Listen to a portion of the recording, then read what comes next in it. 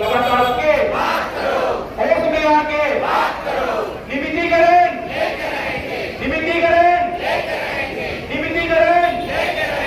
हम अपना अधिकार मांगते नहीं किसी से भीख मांगते। इंकलाब निमितीकरण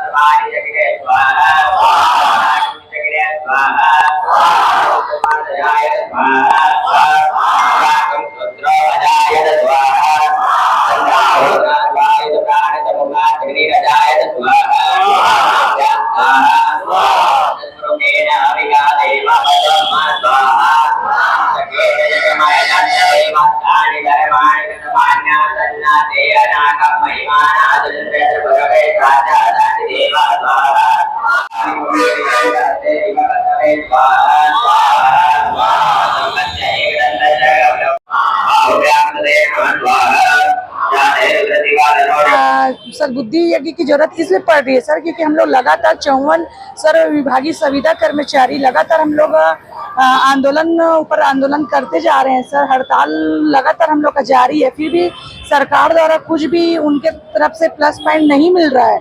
जब भी देखा जाता है तो यही बोला जाता है कि आप लोग के लिए गठन किया जा रहा है, समिति बनते जा रहा है। ऐसा करते करते 4.5 साल हो गया, निकल गया और ये हमारा अंतिम चरण चल रहा है सर। जुलाई से 54 विभाग के संविदा कर्मचारी अपनी नियमितकरण मांगों को लेकर प्रदेश स्तर के हड़ताल पर हैं और ये हड़ताल और आज जो सद्बुद्धि यज्ञ है ये प्रदेश सरकार को जगाने के लिए है कि आज हमारे संविदा कर्मचारी रिटायरमेंट होने के कगार पे हैं लेकिन नियमित नहीं हैं, तो उनको अपने जीवन अपने परिवार को सुरक्षित करने के लिए नियमितीकरण चाहिए, जिसके लिए आज सद्बुद्धि यज्ञ का आयोजन किया गया है, जिसमें जिले भर के तमाम सर्वदल जो विभाग के संविदा कर्मचारी हैं उपस्थित हुए हैं और आज कोशिश कर रहे हैं कि सरकार हमारी मांगों पर विचार करते हुए शीघ्र नियमितीकरण की घोषणा करे।